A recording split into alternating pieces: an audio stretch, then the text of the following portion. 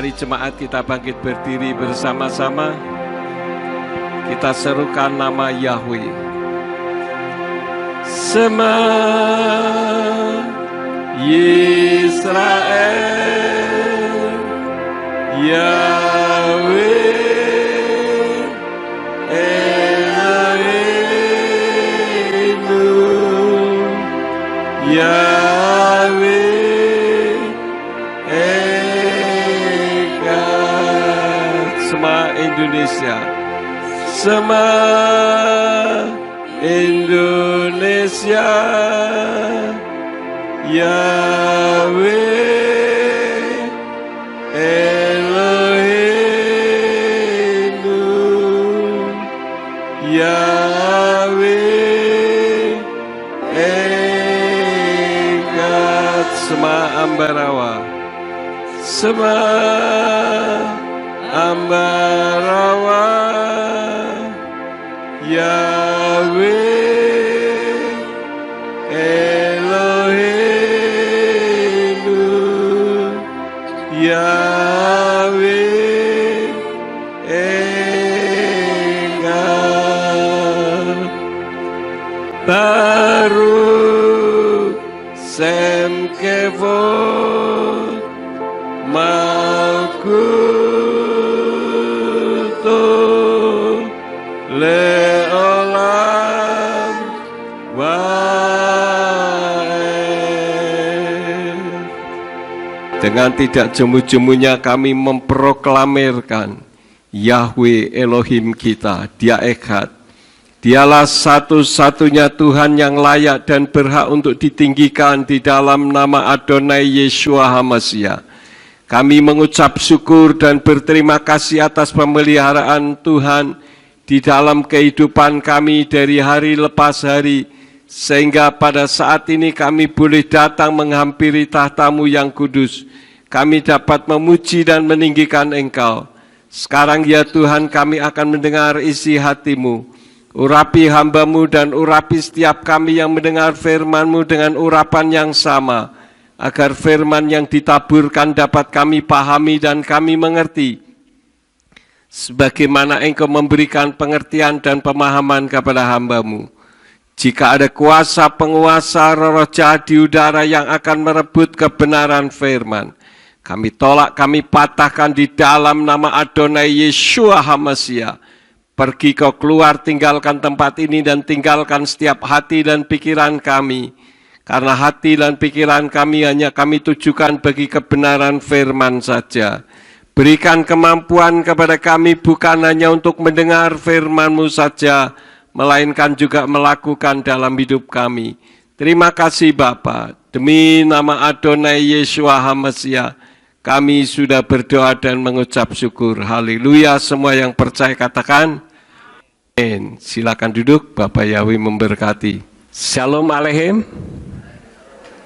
Puji Bapak Yahweh, Bapak Ibu, sesuai dengan flyer yang sudah diterima di grup, saya akan menyampaikan firman yang saya beri judul Menyunat Ayat seri yang ketiga.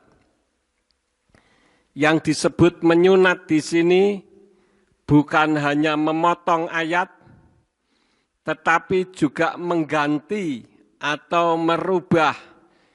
Kalau 3 seri ini masih belum mengganti atau merubah, baru memotong, yaitu menghilangkan makna dan bisa keluar jalur apabila mengganti dan merubah, sedangkan memotong pun bisa mengubah makna.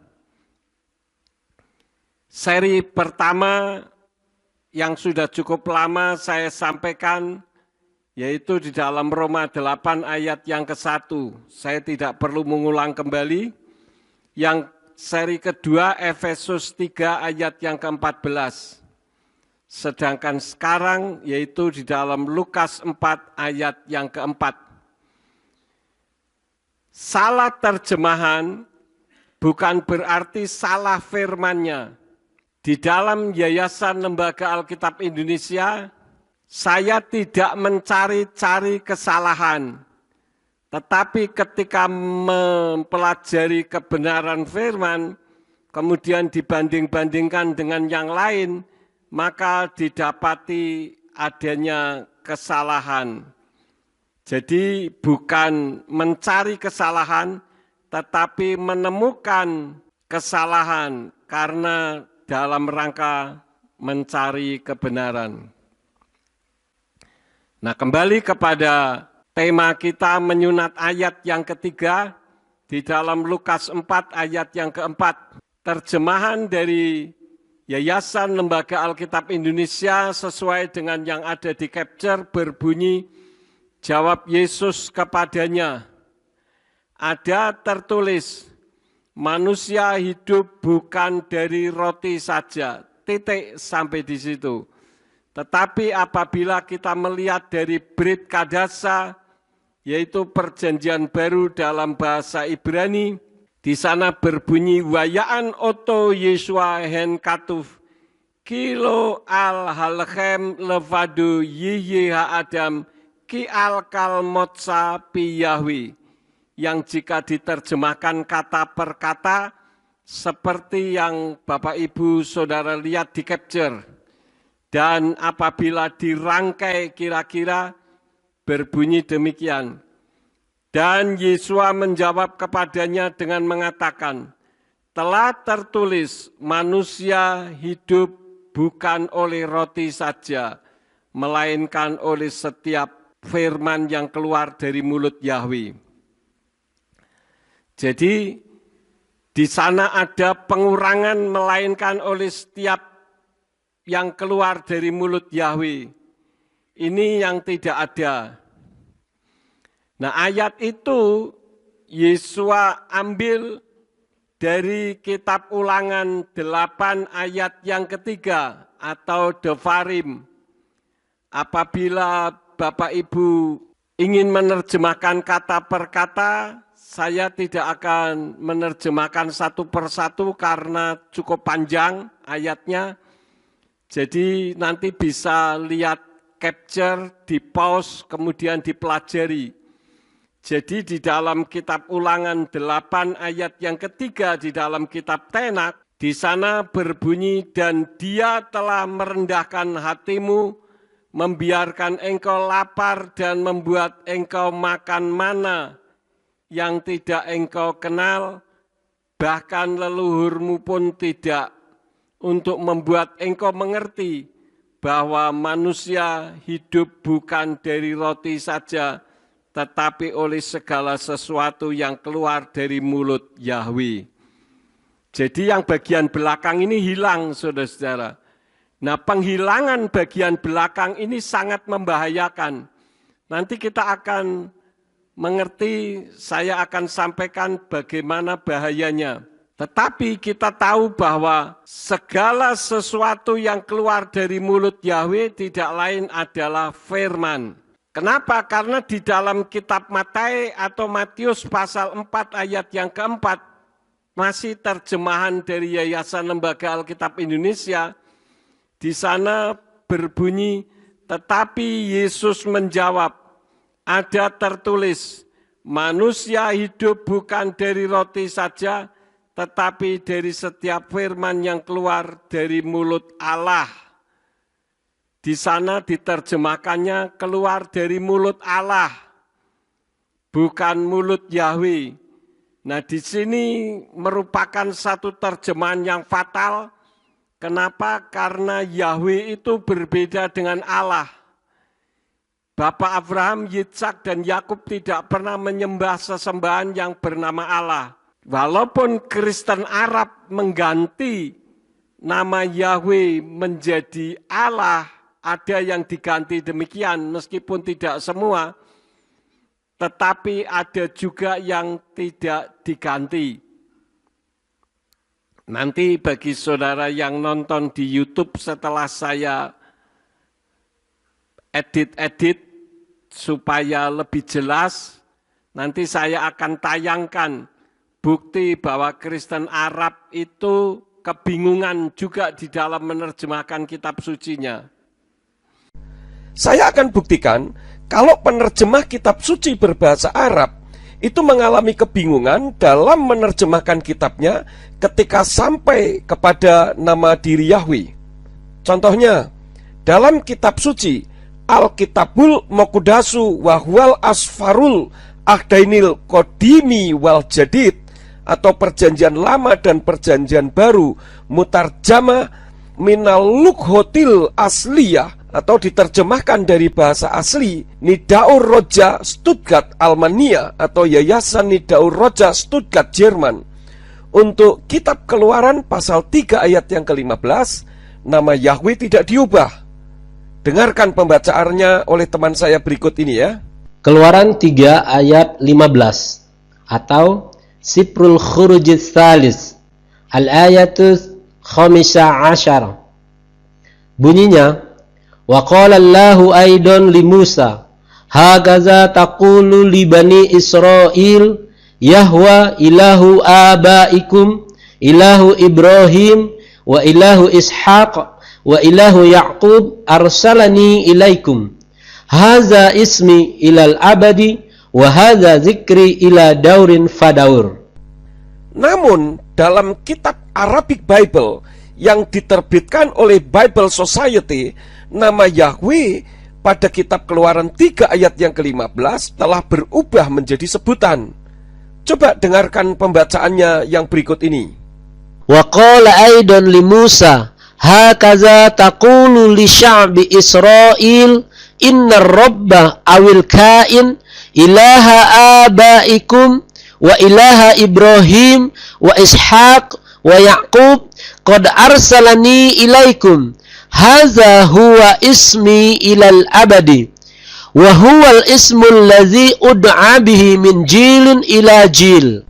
Sedangkan di dalam kitab Matius pasal 4 ayat yang keempat, kalau kita membuka di dalam kitab Brit Kadasa atau perjanjian baru dalam bahasa Ibrani, di sana berbunyi wayaan wayomar katuf kilo al-halakhem levadu yikyiha adam ki al-kalmotsa piyawi.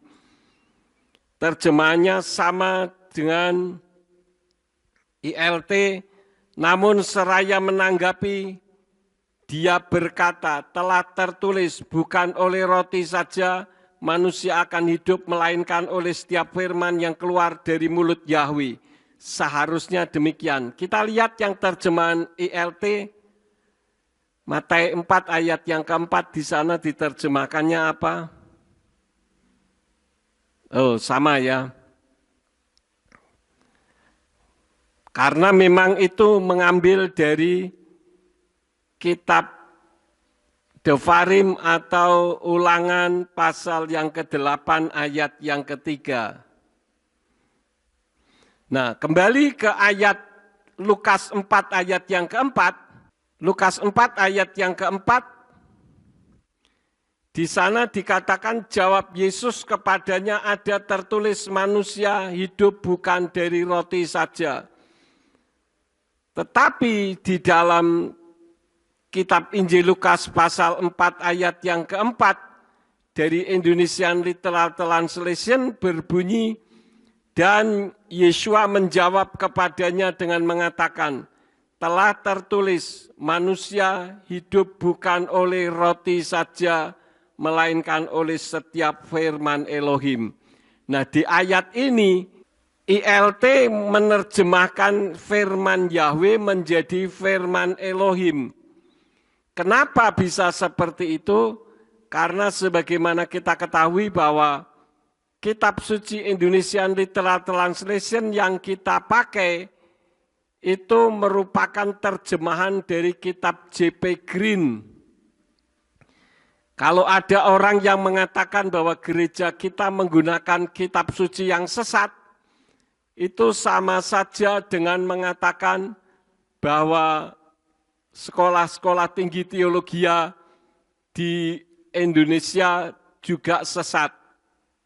Kenapa? Karena mereka juga menggunakan kitab suci J.P. Green, di mana perjanjian lamanya menggunakan bahasa Ibrani, perjanjian barunya menggunakan bahasa Yunani. Dan itu sesuai dengan kitab berbahasa Yunani atau Textus Receptus seperti yang ada di capture di belakang saya. Di sana apabila dibaca berbunyi Kae apokrite Yesus pros auton legon gegraptai hoti ou ep arto monozasetai ho antropos al epi panti rematiteo. Di sana menggunakan kata rematiteo. Firman Elohim, bukan firman Yahweh. Jadi di sini nama Yahweh di dalam terjemahan Yayasan Lembaga Alkitab Indonesia dihilangkan, bahkan diganti menjadi Allah. Ada yang diganti menjadi Elohim. Notabene Elohim itu adalah sebutan, sedangkan Yahweh itu nama. Allah juga nama, tentu nama yang berbeda dengan Yahweh, beda pribadi. Kenapa Kristen Arab menggunakan Allah? Sejarah membuktikan karena tekanan penguasa di Arab saat itu dan karena pengaruh agama suku Quraisy. Sebelum Islam lahir, di Arab zaman jahiliyah ada 360 dewa. Di antaranya Al-Lata, Al-Uzza, Manah, Hubal, Allah, Wat, Yaghuz, Ya'ud, Nazar, dan sebagainya. Hal itu tertulis di buku Passing Over Melintas Batas halaman 85 dan buku Bid'ah-Bid'ah di Indonesia oleh Dr. Andes Kiai Haji Badruddin Subki halaman 81. Jadi pengertian penyunatan ayat ini menjadi tidak jelas bahwa kebutuhan manusia lebih dari sekedar makanan fisik belaka. Roti atau makanan jasmani memang penting untuk kelangsungan hidup tubuh. Artinya kalau kita tidak makan tentu kita akan lemah. Misalkan saja kalau saudara berpuasa, perut lapar, tubuh lemah, bawaannya ngantuk, maunya tidur saja. Tetapi kitab suci mengajarkan bahwa manusia hidup bukan hanya karena makanan jasmani, tetapi juga oleh apa yang membuat manusia hidup. Ini yang menjadi tidak jelas karena nama Yahweh diganti menjadi firman Elohim. Firman Elohim adalah makanan bagi jiwa dan roh manusia. Tetapi Elohim di sini bisa macam-macam. Allah pun Elohim sama dengan Yahweh. Tetapi Yahweh itu Elohim yang disembah oleh Bapa Abraham, Ishak, dan Yakub. Sedangkan Allah sebelum Islam lahir itu merupakan satu di antara 360 sesembahannya suku Quraisy. Ada Al-Lata, Al-Uzza, Manat, Hubal, dan sebagainya. Jadi antara Allah dengan Yahweh ini berbeda. Karena itu ketika diterjemahkan manusia hidup bukan oleh roti saja, melainkan oleh apa yang keluar dari mulut Elohim. Ini kurang begitu jelas karena Elohim itu banyak. Sesembahan-sesembahan suku Quraisy juga bisa disebut Elohim. Karena Elohim itu sama dengan kalau di Indonesia itu Gusti, Puang Matua. Ya, jadi hanya sebutan, bukan nama. Lalu kalau kita dikatakan bahwa manusia hidup bukan oleh roti saja, melainkan oleh setiap firman Elohim. Siapa yang dimaksud dengan firman Elohim? Dan firman Elohim itu apa? Firman Elohim adalah makanan bagi jiwa dan roh manusia. Tanpa firman, manusia akan mati secara rohani, terpisah dari sumber kehidupan sejati. Karena itu ketika orang rohaninya lemah, meskipun rumahnya dekat gereja sekalipun, kalau disuruh datang ke gereja, mengalami kelemahan, kakinya tidak kuat untuk melangkah. Sama seperti orang kalau berpuasa, waktunya makan tidak makan secara jasmani. Tetapi ini yang seringkali diutamakan oleh manusia. Makanan yang secara jasmani sangat banyak variasinya dan orang berusaha untuk mencari yang enak-enak. Tetapi untuk makanan rohani, manusia tidak pernah mencarinya, sehingga mengalami kelemahan secara roh. Dan ketika seseorang mengalami kelemahan secara roh, maka dia enggan untuk melangkahkan kaki ke gereja. Tetapi ketika orang rohnya kuat, ya seperti Pak Is misalkan dengan Bu Is, walaupun mereka berdua berasal dari Jogja, naik sepeda motor, usia mereka sudah lanjut, tetapi mereka tetap bisa datang, bahkan setiap pagi, ya 1 hari sebelumnya sudah memerlukan untuk datang terlebih dahulu, karena membutuhkan waktu 2 jam menggunakan sepeda motor. Ini salah satu contoh orang yang lapar dan haus akan kebenaran.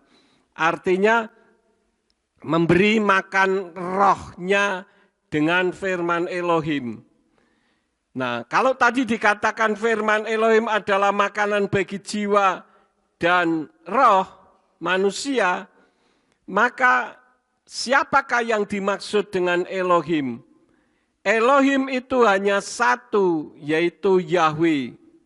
Maka dengan disunatnya ayat tadi, maka firman Yahweh jadi kabur.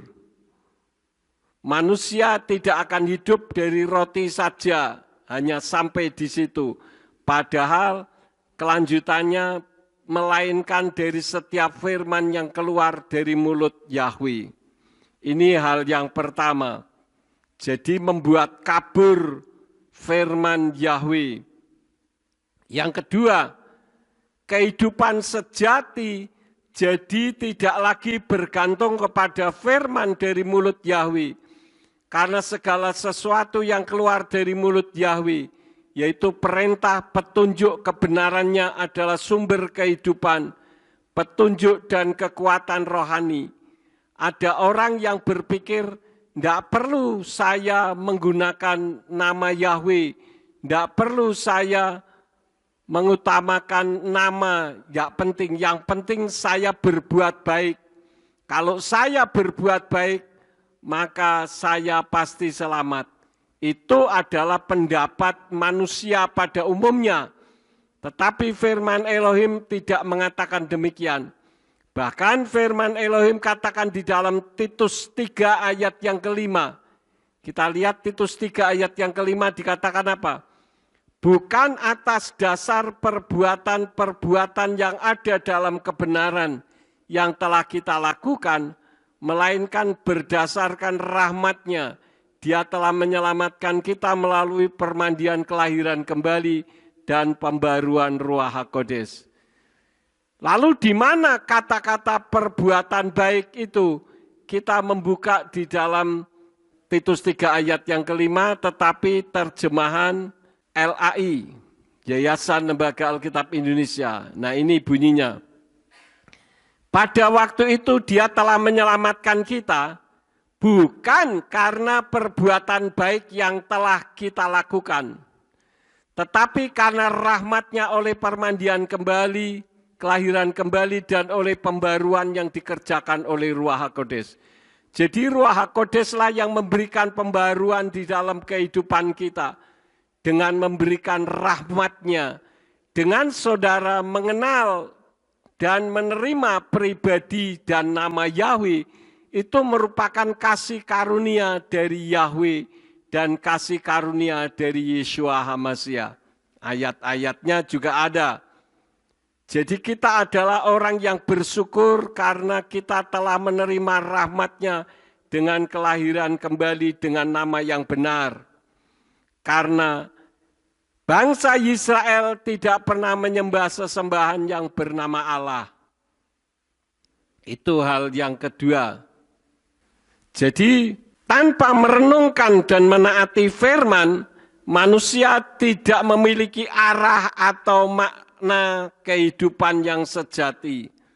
Karena itu saya katakan bahwa kalau manusia ingin sehat, diberkati, sejahtera, kalau saya bicara soal diberkati, bukan semata-mata berbicara soal uang. Tetapi misalkan saudara punya keluarga, keluarganya rukun, itu merupakan berkat dari Bapa Yahweh. Saudara tidak memiliki masalah hukum, itu juga berkat dari Bapa Yahweh. Jadi berkat itu tidak semata-mata berbicara soal uang. Nah, kalau kita ingin kehidupan kita seperti itu, maka buku petunjuknya adalah firman Elohim, kitab suci yang kita kenal ini. Jadi kalau saya umpamakan saudara membeli sepeda motor, saudara akan diberi buku petunjuk atau manual book. Saudara beli mobil juga saudara diberi buku panduan untuk menggunakan mobil dengan baik. Apalagi alat-alat elektronik yang lain. Handphone misalkan ketika saudara membeli, maka saudara akan menemukan catatan-catatan di sana, buku kecil yang mengupayakan bagaimana cara mengoperasikan HP tersebut supaya awet. Nah, buku manualnya manusia adalah kitab suci. Tetapi hal itu jadi tidak jelas karena jadi tidak merenungkan dan menaati firman. Sehingga manusia hidup tidak memiliki arah atau makna sejati. Sehingga orang akan berpikir hidup satu kali, mumpung hidup di atas muka bumi ini, kita senang-senangkan tubuh ini tanpa menyadari sesuai dengan firman Elohim bahwa di balik kehidupan ini ada kehidupan kekal melewati penghakiman terlebih dahulu. Dan apa yang kita ucapkan, apa yang kita lihat, apa yang kita pikirkan, apa yang dikerjakan oleh tangan kita dan kemana kaki kita melangkah, itu semua akan dipertanggungjawabkan di hadapan Elohim. Jadi harus hati-hati, saudara-saudara. Kemudian hal yang ketiga, pengertian penyunatan ayat ini, teguran bagi yang mengandalkan hal duniawi, jadi tidak jelas. Karena yang penting hanya soal makanan. Dalam konteks kitab Ulangan, bangsa Israel belajar bahwa ketergantungan pada kekuatan sendiri atau kelimpahan materi tidak cukup. Buktinya apa? Mereka di perjalanan dipelihara oleh Bapa Yahweh. 40 tahun mereka mengembara di padang gurun. Pakaiannya tidak rusak, sepatunya tidak jebol, dan itu semua adalah karena pemeliharaan Tuhan. Coba saja saudara beli sepatu dipakai sampai 40 tahun, pasti jebol saudara-saudara. Saya pernah melayani ke Kalimantan, berangkat bawa sepatu, pulangnya ganti sepatu. Karena di pelayanan sepatunya copot bagian bawahnya, semuanya ngelotok. Jadi terpaksa sepatunya saya tinggal di Kalimantan. Padahal belum saya pakai sampai 40 tahun. Demikian pula baju, kalau sudah 2 tahun saja, baju saudara warnanya sudah luntur. Tetapi orang Israel dalam perjalanan dari Mitsrayim menuju ke tanah Kanaan dipelihara oleh Bapa Yahweh. Jadi kitab Ulangan itu berbicara tentang bagaimana mereka bergantung pada kekuatan Bapa Yahweh, bukan hanya kekuatan sendiri secara jasmani. Mereka butuh bergantung sepenuhnya kepada Yahweh, dan itu berarti hidup dengan menaati firman-Nya. Karena itu kita melihat bagaimana orang Yahudi ketika dalam perjalanan dari Mitsrayim menuju ke tanah Kanaan, ke tanah perjanjian, mereka seringkali melawan Tuhan. Dan ketika mereka melawan, maka yang didapati adalah sesuatu yang tidak baik. Kita ini sebetulnya sama dengan mereka, yaitu sedang dalam perjalanan dari bumi ini menuju ke tanah perjanjian, yaitu sorga yang mulia.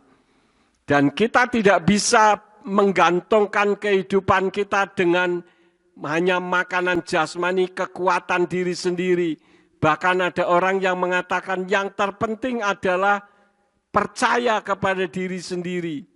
Percaya diri sendiri memang perlu, tetapi bukan yang terlalu penting. Yang terpenting adalah depend on Yahweh, bergantung kepada Yahweh. Setiap pagi ada sepa itu, selamat pagi Ambarawa, ada lagu yang terkenal yaitu Gandol Gusti, bergantung kepada Tuhan. Nah, yang seharusnya seperti itu, ya. Kemudian hal yang keempat, pengertian penyunatan ayat. Hal yang keempat, Yeshua yang adalah Yahweh dalam wujud seperti manusia sebagai teladan menjadi kabur. Ketika Yeshua menolak mengubah batu menjadi roti, dia sedang menunjukkan kepada umatnya bahwa ketaatan pada firman lebih penting daripada kebutuhan akan fisik sesaat. Kalau saya tanya kepada saudara, ketika Yeshua diminta oleh Satan, ubahlah batu-batu itu menjadi roti, bisakah Yeshua mengubahnya? Tentu bisa. Tetapi kalau Yeshua mengubah itu, berarti Yeshua menuruti perintah Satan. Dan Yeshua tidak menjadi teladan bagaimana manusia seperti manusia sempurna, yaitu bergantung dan berharap hanya kepada firman Elohim atau firman Yahweh. Jadi Yeshua menunjukkan bahwa kepercayaan pada firman Yahweh adalah sumber kekuatan, bahkan di tengah pencobaan sekalipun. Karena itu ketika Bapak Ibu saat ini sedang berada di dalam masa pencobaan, jangan mengandalkan kekuatan sendiri, tapi berharap bergantunglah kepada firman Elohim.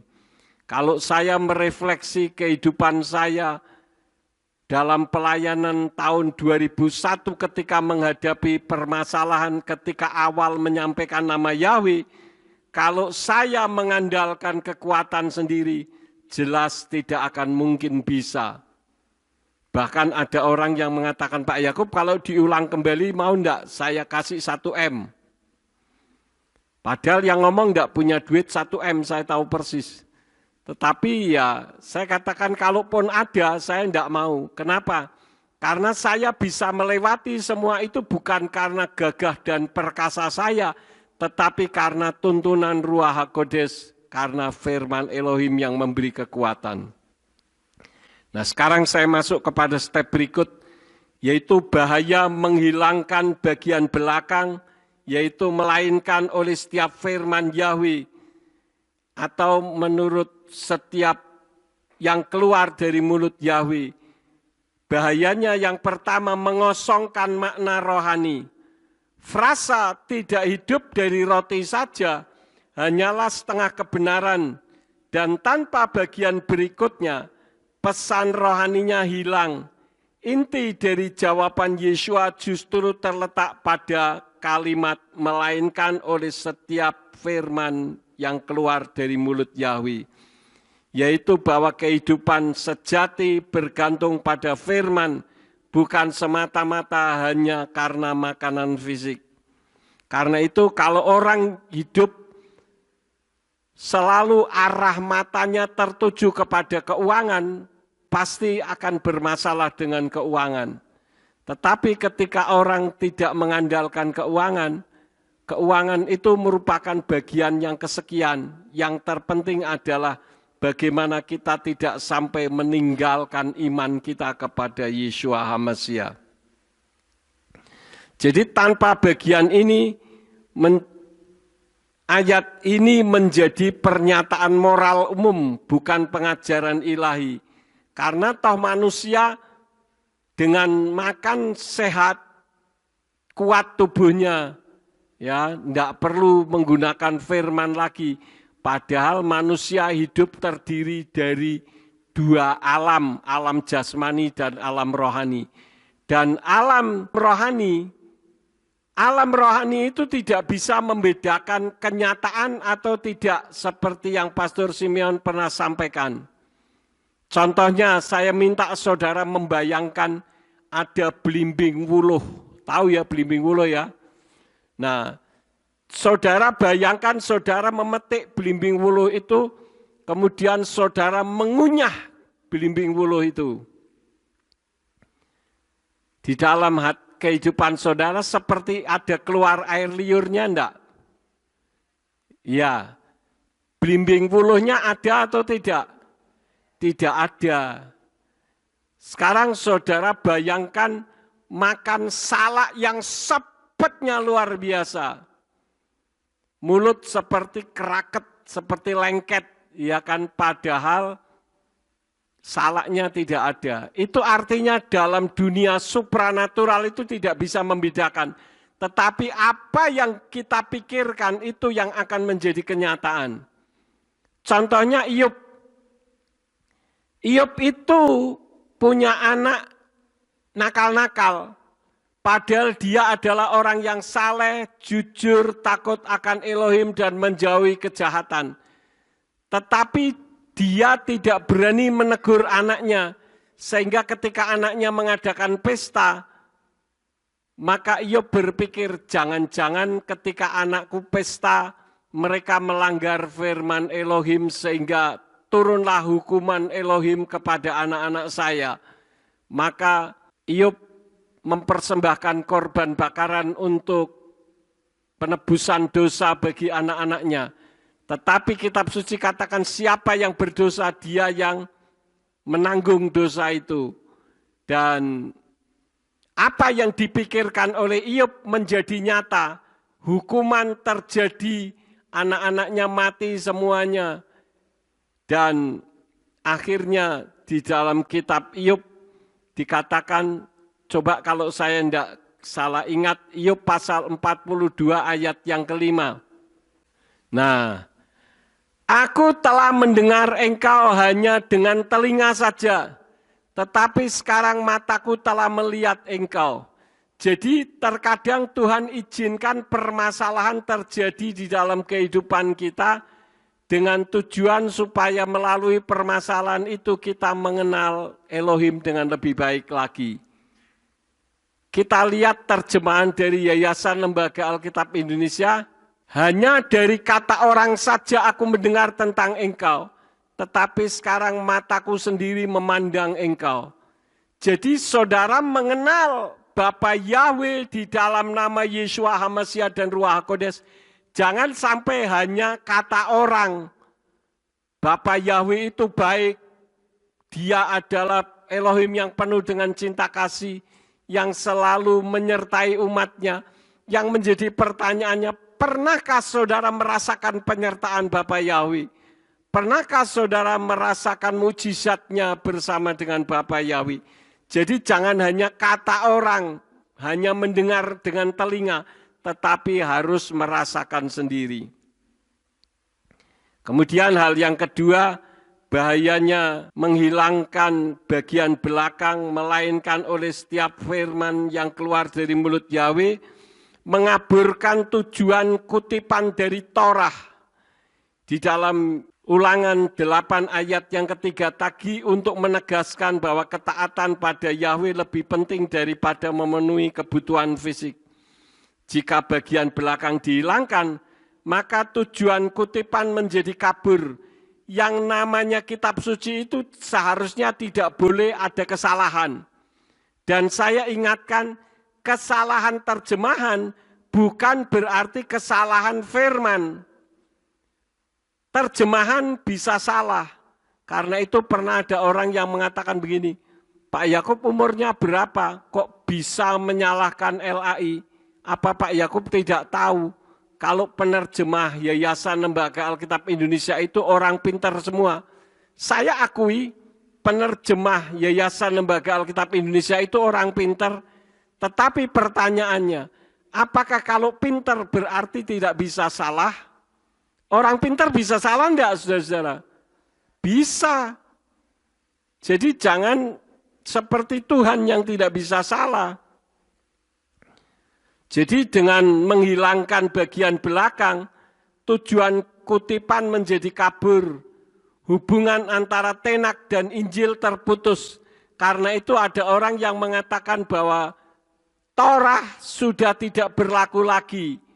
Padahal apa yang Yeshua katakan bahwa manusia hidup bukan oleh roti saja, melainkan oleh setiap firman yang keluar dari mulut Yahweh, itu Torah, saudara-saudara. Jadi hubungan antara Torah atau Tenak dengan Injil itu tidak bisa diputus. Tidak ada perjanjian lama dan perjanjian baru. Istilah perjanjian lama dan perjanjian baru itu adalah istilah yang dibuat oleh bapak-bapak gereja. Yang untuk menerangkan perjanjian baru adalah zaman ketika Yeshua ada di atas muka bumi ini termasuk nubuatan-nubuatannya. Sedangkan perjanjian lama itu sebelum Yeshua ada di atas muka bumi ini. Jadi istilah perjanjian lama dan perjanjian baru sebetulnya tidak ada.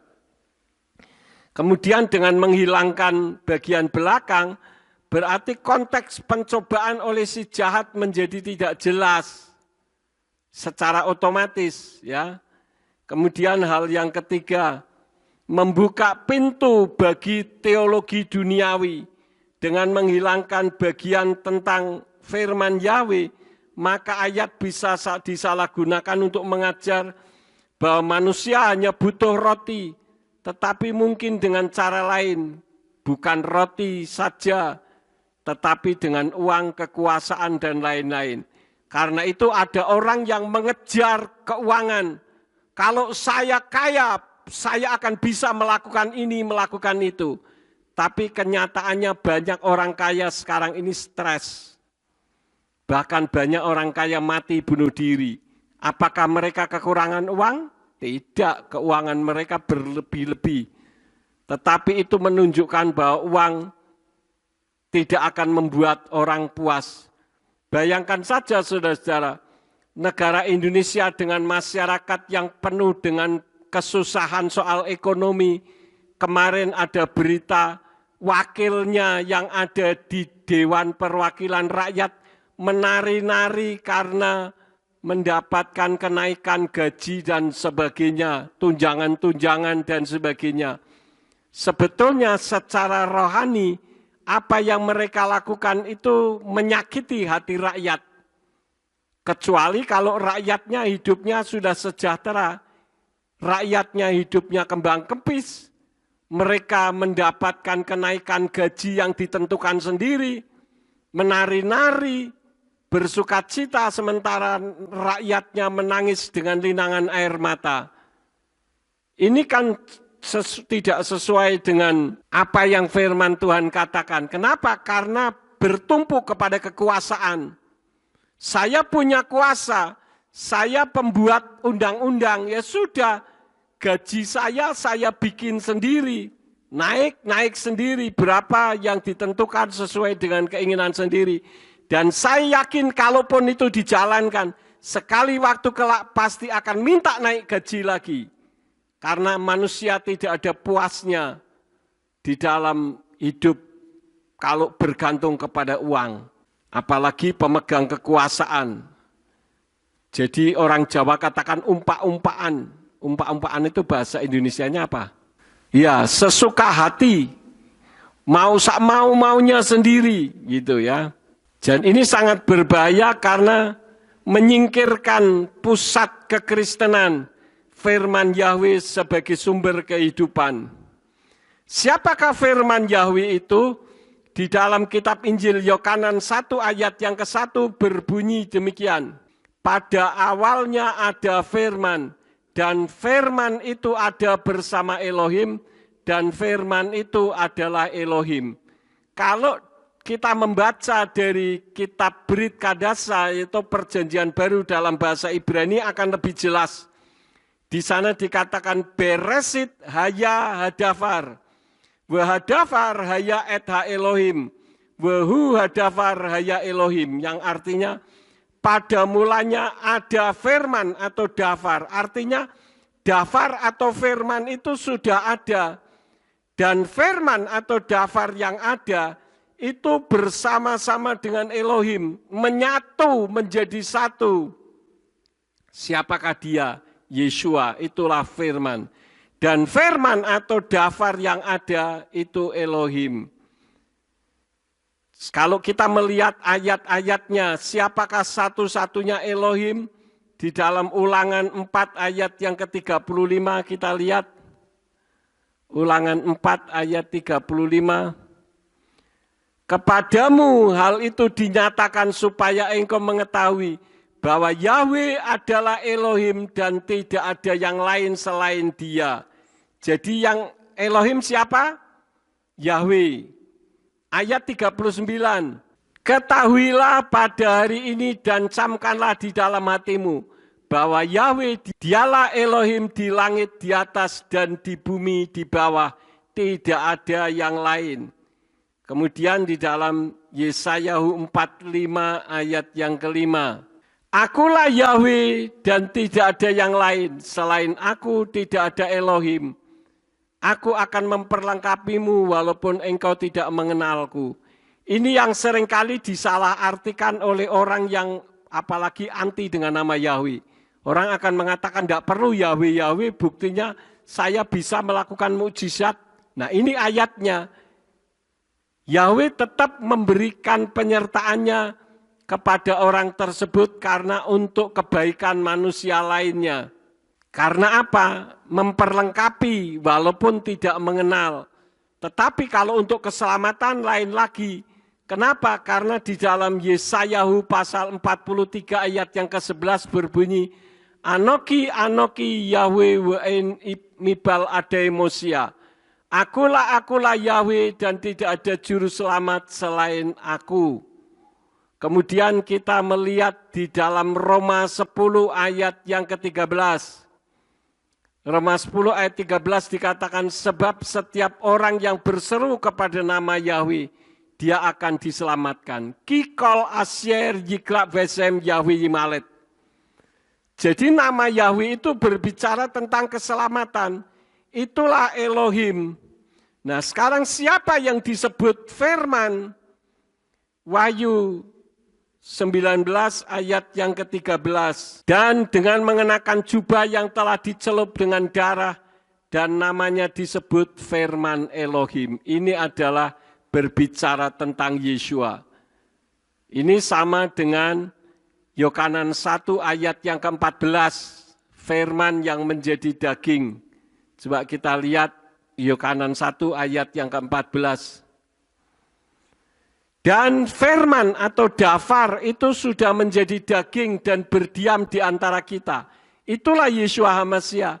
Dan kita telah melihat kemuliaannya, yaitu kemuliaan sebagai yang tunggal dari Bapa, penuh anugerah dan kebenaran. Jadi Yeshua itu adalah Yahweh, bukan bagian dari pribadi Yahweh. Bukan pribadi, bagian dari pribadi. Itulah sebabnya saya tidak terlalu memperdulikan dengan istilah Tritunggal. Karena Tritunggal itu 3 pribadi tetapi satu. Padahal Elohim itu satu pribadi, bukan 3 pribadi. Kalau 3 pribadi berarti ada 3 Tuhannya. Firman Elohim katakan di dalam 1 Yohanan 5 ayat yang ke-7, kita lihat bunyinya apa. Sebab ada 3 yang bersaksi di Samayim atau di sorga. Bapa, Firman, dan Ruach HaKodes, dan ketiganya ini adalah satu. Jadi Tuhan kita berapa? 1, bukan 3. Jadi Bapa Yahweh tidak pernah menjadi bagian pribadi-pribadi. Bukan. Kenapa manusia menggunakan istilah Tritunggal? Itu mengupayakan supaya Yahweh bisa diterima dengan akal manusia. Tetapi saya katakan kalau Tuhan itu bisa masuk akal, itu bukan Tuhan. Tuhan yang sesungguhnya bukan tidak masuk akal, tetapi melampaui akal manusia. Contohnya tentang kekekalan saja. Kapan Tuhan mulai ada? Mungkin kita akan berkata beratus-ratus juta miliar tahun. Itu tetap ada awalnya. Padahal Elohim kita, Yahweh itu tidak berawal dan tidak berakhir. Itulah sebabnya ketika dia mengutus Mose, dia katakan ketika Mose bertanya, nanti kalau orangmu bertanya, siapakah engkau? Katakanlah Esye Aser Ehye, aku ada yang aku ada. Artinya Yahweh itu ada. Sejak kapan? Ya ada. Apakah itu bisa dipikir dengan akal manusia? Tidak bisa, itu melampaui akal manusia. Ya. Kemudian hal yang keempat, dengan menghilangkan bagian belakang oleh setiap firman yang keluar dari mulut Yahweh, hal itu merusak gambar Yesua sebagai teladan. Dalam Lukas 4 ayat yang keempat, Yesua sedang melawan pencobaan dengan firman. Kita melihat bagaimana ketika Yesua dicobai, setan juga menggunakan firman. Maka Yesua menjawab dengan firman sebagai kekuatan melawan si jahat. Akhirnya menjadi hilang teladannya bagaimana seorang percaya harus hidup berdasarkan firman, bukan naluri jasmani. Kemudian hal yang kelima, dengan menghilangkan bagian belakang, manusia hidup bukan dari roti saja, melainkan oleh setiap firman yang keluar dari mulut Yahweh, menunjukkan penyusupan terhadap teks. Jika bagian penting seperti ini dihapus dari teks, itu menjadi indikasi adanya manipulasi teologis atau niat untuk mensterilkan kekuatan firman dalam narasi. Dan ini bisa menjadi upaya untuk merelatifkan otoritas kitab suci atau bentuk pengaruh humanisme atau liberalisme teologi yang menekankan manusia lebih daripada kehendak ilahi. Karena itu sekarang ini ada teologi liberal yang mengatakan ketika Yonah atau Yunus dimakan ikan, itu bukan kisah nyata, itu cerita fiktif katanya. Bahkan ada orang yang mengatakan bahwa kitab suci itu merupakan berita fiksi. Ya. Jadi kesimpulannya sekarang bagian terakhir, menghilangkan bagian, melainkan oleh setiap firman Elohim dalam Lukas 4 ayat yang keempat adalah serangan terhadap inti iman. Hal itu merusak makna asli ayat, karena ayat tidak bisa dipotong-potong. Yang biasa memotong-motong ayat itu adalah Satan. Mengaburkan teladan Yesua. Yang ketiga, melemahkan fondasi kehidupan rohani. Dan yang keempat, membuka jalan bagi kesesatan karena fondasinya bisa disesuaikan kita sendiri, bahkan bisa terhadap diri sendiri. Penghilangan nama Yahweh menyebabkan umatnya tidak mengenal Yahweh. Seperti yang terjadi di dalam kitab Hakim-Hakim 2 ayat yang ke-10. Bunyinya bagaimana? Dan seluruh generasi itu dikumpulkan kepada leluhur mereka. Lalu bangkitlah generasi lain sesudah mereka yang tidak mengenal Yahweh dan juga perbuatan yang telah dia lakukan bagi Israel. Ini aneh, bagaimana mereka telah melewati laut yang terbelah, mujizat-mujizat dinyatakan sebelum mereka keluar dari Mitsraim, sampai pada akhirnya mereka tidak mengenal. Kenapa? Karena mereka tidak lagi menyebut nama Yahweh. Ada orang yang memberikan statement YHWH itu tidak bisa dibunyikan, orang Yahudi sendiri tidak bisa membunyikannya, tidak tahu bagaimana mengejanya. Ini sesuatu yang dibuat-buat. Bagaimana mungkin bangsa saintis membaca rangkaian 4 huruf Yod He Waw He? Tidak bisa. Saya sudah menerangkan di dalam YouTube saya bagaimana cara membaca Yod He Waw He. Tidak boleh disebut karena terlalu kudus lah. Kalau terlalu kudus berarti Yeshua tidak kudus karena disebut-sebut. Jadi alasan ini adalah alasan yang dibuat-buat. Intinya setan tidak mau nama Yahweh, nama Yeshua disebut karena setan kenal siapa Yahweh dan siapa Yeshua. Setan takut menghadapi nama itu. Kemudian hal yang kedua, umatnya menolak Yahweh. Di dalam Yirmiyah 9 ayat 5 sampai 6 sebagai ayat yang terakhir di sana dikatakan, dan setiap orang akan memperdaya sesamanya dan tidak seorang pun akan mengatakan kebenaran. Mereka telah mengajari lidah mereka untuk berbicara dusta. Mereka telah dilelahkan untuk melakukan ketidakadilan. Kediamanmu berada di tengah-tengah tipu daya. Melalui tipu daya mereka telah menolak untuk mengenal aku, firman Yahweh. Kita di Indonesia ini, Bapak Ibu, adalah hidup di tengah-tengah orang yang menolak nama Yahweh. Dan banyak gereja-gereja pun menolaknya. Padahal di dalam kitab berbahasa Inggris nama Allah tidak ada. Tetapi tidak disebut sesat. Ketika kita tidak menggunakan nama Allah, karena kita kembalikan kepada orang yang lebih berhak, yaitu umat Islam karena sudah dijadikan sebagai nama diri sesembahan mereka, dikatakan sesat. Ini kan aneh ya. Jadi jangan sampai kita tertipu oleh ajaran-ajaran teologi yang tidak ada di dalam kitab suci. Saya tidak akan memperpanjang firman, biarlah firman ini memberikan peringatan kepada kita untuk kita lebih waspada dan kita mengutamakan Yahweh sebagai Tuhan pencipta alam semesta, langit dan bumi, dan Dia yang turun ke atas muka bumi dalam wujud seperti manusia, yaitu Yeshua HaMashiach, dan Dia yang ditolak, Dia naik ke Samayim, kemudian Dia turun lagi dalam wujud Ruach HaKodes yang berdiam di dalam kita yang disebut Immanuel, Imuna Anaknu Elohim, yaitu Elohim yang berdiam di dalam kita. Amin buat firman Elohim.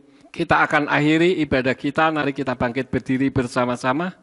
Kita tutup di dalam doa. Kami mengucap syukur kepadamu Bapa Yahweh, Engkau yang telah memimpin ibadah kami dari awal hingga akhirnya. Firman yang telah kami dengar kiranya dapat menjadi berkat kekuatan iman bagi kami semua, sehingga di dalam mengarungi kehidupan di atas muka bumi ini, kami tetap kuat menghadapi setiap permasalahan kehidupan yang ada. Kalau sebentar kami akan pulang, kirim malaikat Tuhan untuk menjaga melindungi kami, tibakan di rumah masing-masing dengan selamat, dan kumpulkan kami di waktu yang akan datang dengan iman yang lebih baik dari hari ini. Semua yang sudah ambil bagian di dalam pelayanan, Engkau pakai semakin hari semakin heran. Apabila sesampainya di rumah kami akan beristirahat, kirim malaikat Tuhan untuk menjaga melindungi kami selama istirahat malam, sehingga besok kami bangun dengan tubuh yang sehat. Dan ketika kami bangun dengan tubuh yang sehat dan kami melakukan aktivitas dalam kehidupan kami, apa saja yang diusahakan dan dikerjakan yang tidak bertentangan dengan firman-Mu, kiranya dibuat nyala oleh Engkau berhasil, supaya dengan keberhasilan itu dapat dikembalikan lagi guna hormat dan kemuliaan bagi nama-Mu.